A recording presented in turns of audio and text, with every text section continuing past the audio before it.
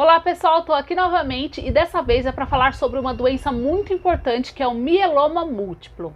Para você que não me conhece, meu nome é Ellen Maiara Correia, sou farmacêutica oncológica e eu iniciei esse canal no YouTube para esclarecer sobre a oncologia e trazer informação para você. Eu vou deixar aqui para você o meu Instagram para você me acompanhar por lá também e não deixe de se inscrever no meu canal. O mieloma múltiplo é o segundo tipo de câncer de sangue mais comum no mundo. Geralmente o mieloma múltiplo ocorre na faixa etária entre 60 a 65 anos ou mais. E geralmente os sintomas do mieloma múltiplo são confundidos com outros sintomas relacionados ao envelhecimento. É muito difícil realizar o diagnóstico precoce do mieloma múltiplo, porque os sintomas e sinais da doença, eles aparecem quando o paciente já está no estágio avançado da doença. Nós temos no nosso organismo o nosso osso e em alguns ossos nós temos aqui a medula óssea.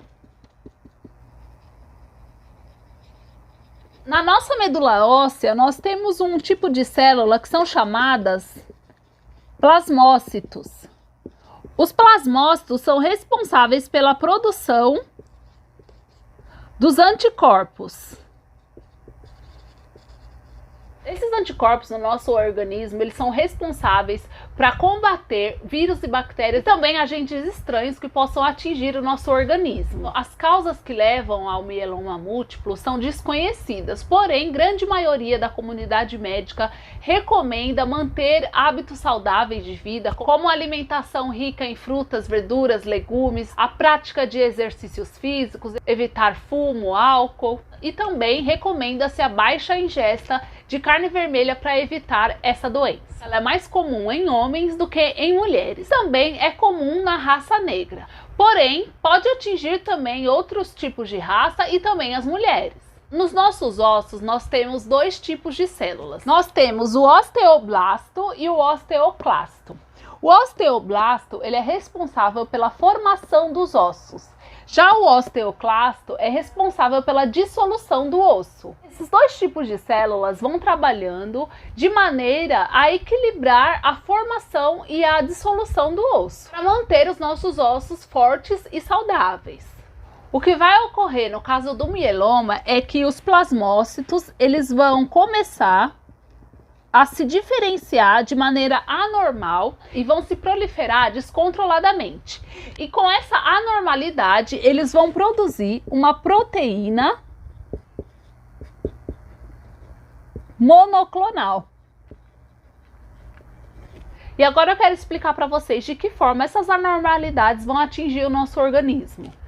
Essas células do mieloma que estão anormais, elas vão fazer que aumente a produção do osteoclasto, que é responsável pela destruição dos ossos. Dessa forma, ele vai agir sobre os ossos, aumentando a sua velocidade de dissolução, e o osteoblasto, que ajuda na renovação do osso, deixa de receber os sinais para a autorrenovação do osso.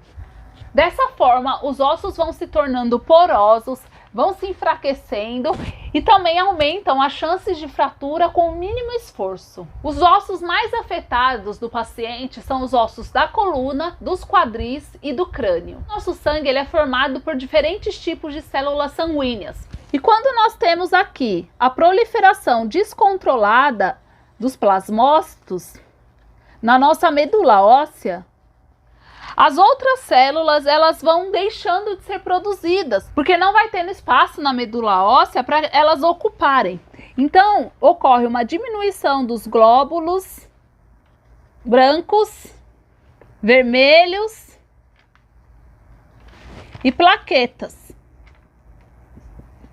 Com a diminuição dos glóbulos brancos, o paciente vai apresentar uma diminuição dos leucócitos e vai ficar mais suscetível a infecções. Com a diminuição dos glóbulos vermelhos, o paciente vai apresentar anemia, fraquezas, tontura. Diminuição das plaquetas pode causar sangramento. Quando o osso ele vai se destruindo, ele vai liberando para o sangue do paciente o cálcio. Esse aumento do cálcio que vem do osso no sangue vai provocar a hipercalcemia. Essa hipercalcemia vai causar no indivíduo a desidratação, insuficiência renal, constipação, perda de apetite, fraqueza, sonolência, confusão mental e, dependendo dos níveis de cálcio no sangue, pode até levar o paciente ao coma. Esse enfraquecimento que ocorre nos ossos vai causar impactos no sistema nervoso central do paciente. Quando os ossos fraturam, eles acabam pressionando os nervos espinhais, podendo também causar a compressão da medula, o que pode causar dor súbita intensa, dormência, fraqueza muscular e até mesmo em casos mais graves, paralisia permanente. Além disso, essas proteínas que são produzidas recorrentes do mieloma, elas são tóxicas para os nervos e elas vão acabar levando à fraqueza, à dormência e até mesmo neuropatia periférica. O aumento dessa proteína monoclonal também causa a hiperviscosidade do sangue. Essa hiperviscosidade ela vai afetar o fluxo sanguíneo do sangue para o cérebro, podendo causar confusão mental na pessoa, tontura, fraqueza, a fala fica arrastada, a pessoa apresenta sintomas do AVC. E o excesso dessa proteína é detectável tanto no sangue quanto na urina.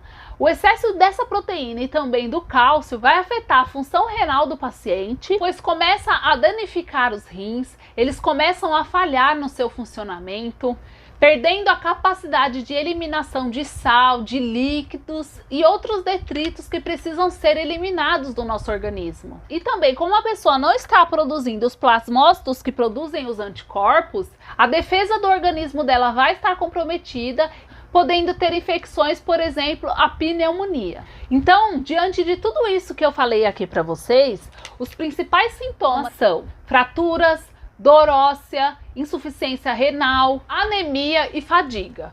O que vai determinar a sobrevida do paciente é a sua idade, que no caso de idosos tem uma sobrevida menor, a sua função renal e também o que vai definir um bom prognóstico da doença é o estado geral daquele paciente e se ele possui ou não outras comorbidades. Alguns tratamentos para o mieloma múltiplo são: nós temos os tratamentos locais, que é a cirurgia, a radioterapia, e os tratamentos sistêmicos são quimioterapia, tanto via oral quanto EV. Nós temos também alguns medicamentos que são chamados bifosfonatos, que eles ajudam a inibir a reabsorção óssea, tentando evitar o enfraquecimento ósseo. Outros tratamentos envolvidos para mieloma múltiplo são a plasmaferese, que separa o plasma dos outros componentes do sangue e dessa forma tenta eliminar o excesso da proteína monoclonal. Tem também a infusão da imunoglobulina humana devido à baixa produção de anticorpos. São realizadas também nesses pacientes transfusões de sangue e também a administração de eritropoetina para aumento das taxas sanguíneas. Existem dois tipos de transplante. Nós temos o transplante autólogo, quando as células-tronco do paciente são retiradas do sangue periférico ou da medula óssea. O paciente vai ser tratado com altas doses de quimioterapia ou radioterapia para a destruição dessas células dos plasmócitos que estão anormais. Depois são devolvidas para a medula do paciente as células-tronco saudáveis. Geralmente, o transplante autólogo é o padrão que se usa para paciente de mieloma múltiplo. Existe também outro tipo de transplante, que é o transplante alogênico, que não é muito indicado para paciente de mieloma múltiplo. É quando o paciente recebe as células-tronco de um doador próximo, como irmão ou irmã. E esse tipo de transplante tem o risco de apresentar efeitos colaterais. Existe a chance de apresentar efeitos colaterais como o DEC, que é a doença de enxerto contra-hospedeiro, que é quando essas células novas rejeitam os tecidos do paciente e passam a atacá-los, afetando qualquer parte do corpo e pode ser até fatal. Então, pessoal, hoje eu gostaria de esclarecer para vocês um pouco melhor do que ocorre com o paciente de mieloma múltiplo. Qualquer dúvida, vocês podem deixar comentários, podem também falar comigo nas minhas redes sociais. E eu vou deixar para vocês aqui o meu Instagram, me sigam por lá também para acompanhar os conteúdos que eu tenho preparado. E se inscreva no meu canal.